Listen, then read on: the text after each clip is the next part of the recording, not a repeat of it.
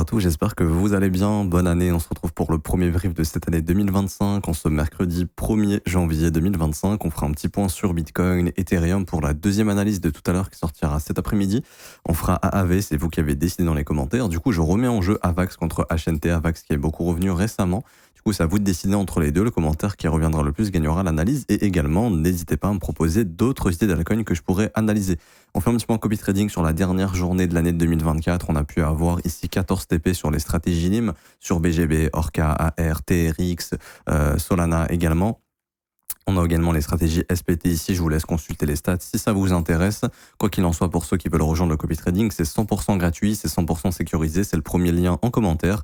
Ça vous ramène sur cette page juste ici. Vous avez juste à vous inscrire sur BitGet via notre lien partenaire en cliquant sur ce lien. Ensuite, vous avez juste à remplir ce formulaire. Le deuxième lien, on vous demande juste votre prénom, email et votre identifiant BitGet qui se trouve sur votre tableau de bord BitGet. C'est composé uniquement de chiffres. Et ensuite, vous cliquez sur ce troisième lien, configurer le copy trading. C'est juste une playlist de 4 vidéos, les 4 premières à regarder pour configurer le copy trading sur votre compte, vous aurez accès à cette plateforme. La chose à noter, c'est que les fonds restent sur la plateforme BitGet, les fonds ne sont pas sur notre plateforme de copy trading, donc ça reste 100% sécurisé, vous conservez 100% des gains et c'est 100% gratuit. Alors pour revenir sur Bitcoin ici, on peut voir que on est venu chercher donc d'abord le Monday High, on est venu chercher également ce qu'on avait noté ici, les Daily High, donc c'était les zones de stop qui s'accumulaient au vu de tous les shorters qui étaient en train de s'accumuler sur ces plus bas. On avait noté justement qu'il y avait la possibilité d'avoir un rebond après avoir pris les 2 plus bas weekly ici, chose qui a été faite, on est bien venu rebondir. On est venu chercher les zones d'objectifs. J'avais un dernier objectif personnellement juste ici au 97 500. Le marché ne l'a pas pris, alors il pourrait éventuellement le prendre plus tard. Aujourd'hui, ce qu'il faut savoir, c'est que les marchés sont fermés, donc le marché boursier ne cote pas. Bitcoin, lui, cote parce qu'il est ouvert 24-24-7-7. Mais ce que vous devez bien comprendre, c'est que les algorithmes tournent toujours. Vous vous doutez bien que les institutions, elles sont pas là en train de dormir. Elles ont fait le nouvel an, elles sont en train de dormir. Il n'y a aucun ordre qui tourne. Non, il y a bien des algorithmes qui tournent, des algorithmes de market making, d'institutions, etc., etc. Par exemple, je donne une idée toute bête. Je suis une institution, j'ai 4 milliards de dollars sous gestion, j'ai 200 millions de dollars qui est dédié au marché crypto, j'ai envie d'acheter tel ou tel prix, vous vous doutez bien que les algorithmes sont toujours programmés au cas où ces prix arrivent pour que ces institutions puissent acheter. C'est débile de dire non, les institutions elles sont pas là, les gars c'est même plus des gens qui appuient sur les boutons acheter et vendre, hein, tout est algorithmé. Juste, on programme les algorithmes. Vous doutez bien que quand tu veux exécuter une position à 500 millions de dollars, c'est pas toi qui regarde l'order book et qui te dit, bon, bah, quand est-ce que je peux acheter? Ah, là, je vais décaler le prix, je vais pas acheter maintenant. Non. Il y a des algorithmes qui sont programmés. Par exemple, on doit acheter 500 millions de dollars, bah, on va donner des conditions à l'algorithme, on va lui donner des données, des petites choses à suivre. Par exemple, achète lorsqu'il est possible de faire un achat avec un slippage de moins de 0,2%. Et en gros, l'algorithme, il fait que acheter quand il peut. Là, ici, l'algorithme, il achète, il voit qu'il va faire un slippage de 0,3%, il va pas acheter, par exemple. Ok. Ou quand il y a un volume vendeur qui se déclenche de tant de millions de dollars, place des buy limits légèrement plus bas pour qu'on puisse acheter. Voilà, c'est ça les conditions d'un algorithme. Et ça tourne toujours. Donc c'est pour ça que le prix continue de se développer. Même s'il y a peu de gens manuellement qui appuient sur le bouton acheter et vendre, c'est important de comprendre que les algos tournent toujours. Et donc ici, on peut voir que le marché, encore une fois, va chercher des zones de stop évidentes. Donc tous ceux qui ont shorté, par exemple, avant d'aller faire la fête, avec des stops ici ou ici, ils ont été pris, ce qu'on appelle le plus haut de lundi.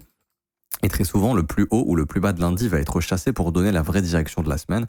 Et là, malheureusement, c'est le plus haut de lundi qu'on a chassé dans un flux baissier. Ça veut dire quoi? Ça veut dire que quand vous regardez votre marché en daily, le plus haut de lundi, c'était ça. Ok. Ça a été déclenché. On est même venu chercher le plus haut de dimanche et de samedi. Donc, en fait, on est venu chercher tous les plus bas, tous les plus hauts daily précédents. En début de semaine. C'est-à-dire que grosso modo, en début de semaine, mardi, ça veut dire que en théorie, mercredi, jeudi devrait être baissier, vendredi potentiellement. Parce qu'en fait, on est venu chercher ceux qui ont shorté en début de semaine, lundi et mardi, on est venu chercher leur stop et donc mercredi, jeudi pour être synonyme de continuation. Le vendredi, à voir parce que c'est une journée qui est assez piégeuse. Je vous donne des niveaux d'intérêt à surveiller, ok. Premièrement, ça a été pris, je voulais vous en parler avant, mais bon, tant que je lance le rec, ça a été déclenché. C'était cette zone de stop parce que là, en fait, ici, vous avez le dernier morceau d'imbalance à combler, qui a été comblé entièrement ici, on le voit avec cette mèche, donc le prix devrait en théorie travailler un petit peu ici. Si on perd cette imbalance vectorielle ici, vous voyez l'imbalance c'était toute cette zone, à la base des bases, hop, c'était toute cette zone qu'on est en train de travailler.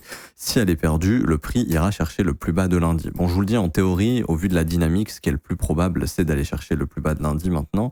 Et également sur le CME, on voit que les stops n'ont pas été pris, donc c'est d'aller chercher le plus bas du 26 novembre sur le CME, donc sous les 91 720 $. Plus bas qu'on n'a pas également pris, je crois, sur les contrats dérivés. Nous, ça correspond à peu près à notre petite mèche ici des 90 100 $. Donc au vu de la prise de stop ici, mais d'une non-réaction acheteuse, ce qui est le plus probable malheureusement, c'est d'aller chercher le prochain point d'intérêt qui se trouve à 90 200 $. Et j'en ai déjà parlé plein de fois, mais dans l'idée, ce serait d'aller chercher cette imbalance vectorielle. Hier, je vous ai sorti une vidéo sur l'analyse des indices boursiers américains et du dollar index qui va vous intéresser, puisque justement je parle éventuellement d'un scénario baissier en début d'année 2025. Alors attention, c'est pas la fin du monde, le crack, le top de marché ultime, non, mais je vous explique que éventuellement les marchés américains pourraient retracer un petit peu début janvier 2025, ce qui pourrait pousser Bitcoin à retracer également. Et je vous donne un petit peu les objectifs. Si le scénario baissier se réalise sur les indices, jusqu'où Bitcoin peut aller, et si le scénario baissier ne se réalise pas, jusqu'où Bitcoin pourrait aller.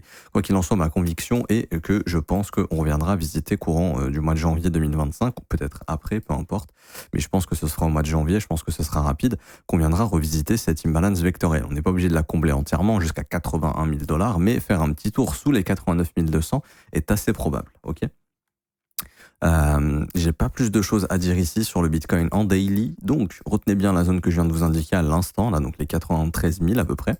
Si cette zone ne tient pas, c'est-à-dire qu'on casse cette imbalance, donc on s'installe sous les 92 008, on ira probablement chercher les stops qu'on a laissés par là, ici, sous les 91 400. D'ailleurs, ça, bizarrement, ça me rappelle une action de prix qu'on avait eue en corrélation avec Ethereum. Attendez, mon cerveau vient de tilter le comportement de prix. Attendez, ça date, hein, ça c'était cet été, j'essaye de retrouver rapidement, si je retrouve pas, c'est pas grave. C'était, ça ressemblait vraiment à quelque chose qu'on avait déjà fait. Est-ce que c'était ici? Non. Est-ce que c'était là? Non plus. Franchement, mon cerveau s'en rappelle, il faudrait que je regarde la charte pendant très longtemps, j'ai pas envie de vous faire perdre ce temps. Si je retrouve, je vous montrerai ça demain. Mais là, je retrouve pas. Je sais que c'était sur un plus bas qu'on avait chassé par la suite.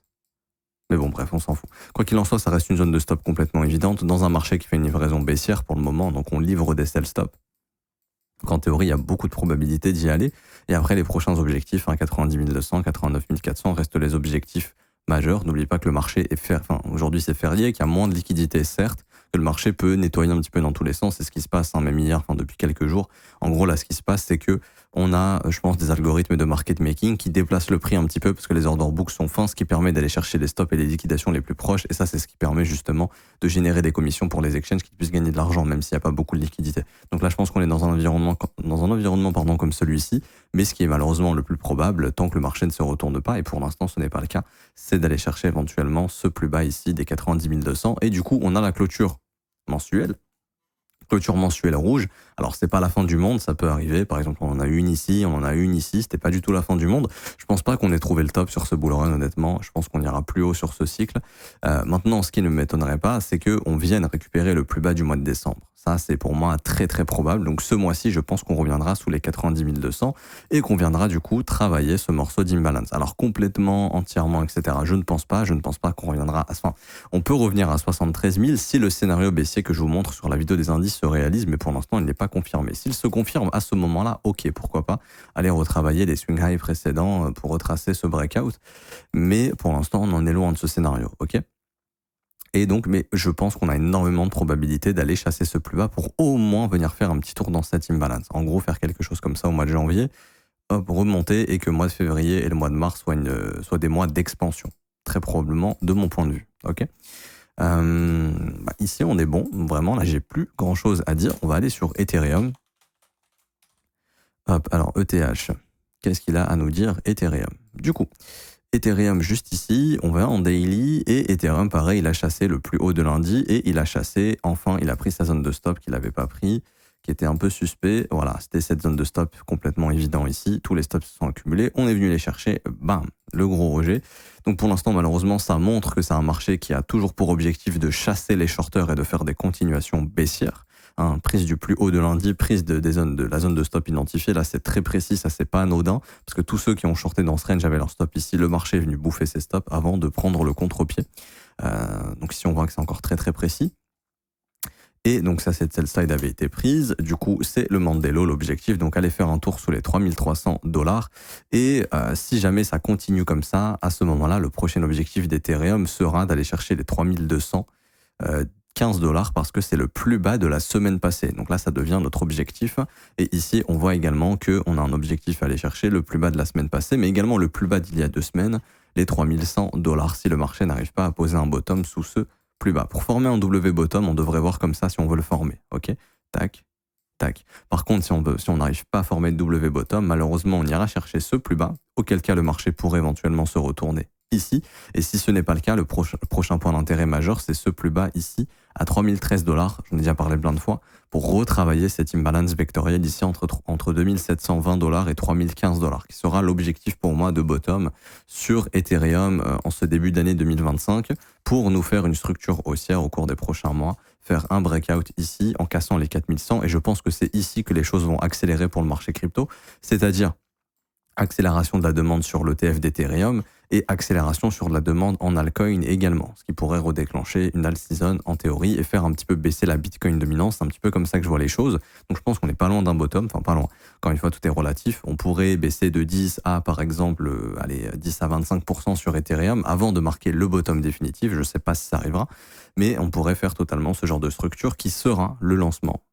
Ici, enfin, cette grosse structure haussière qui déclenchera un gros breakout et déclenchera un gros rallye, à mon avis, sur Ethereum, courant 2025. Ok, ça, c'est mon idée. Maintenant, le prix indique pas plus de choses. Enfin, le prix indique qu'on reviendra à un moment donné assez rapidement au-dessus des 3555, mais que pour l'instant, malheureusement, le prix est toujours dans une dynamique qui est baissière et donc chasse les stops des vendeurs avant d'aller faire des livraisons sur des zones de stop évidentes d'acheteurs. Donc la prochaine zone de stop évidente, c'est les $3216.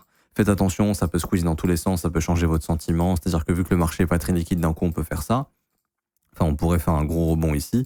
Ça serait totalement justifié puisque là, il y a un imbalance baissier qui est ouvert à 100%, qui est vectoriel. Le marché a très peu de chances de laisser ça ouvert.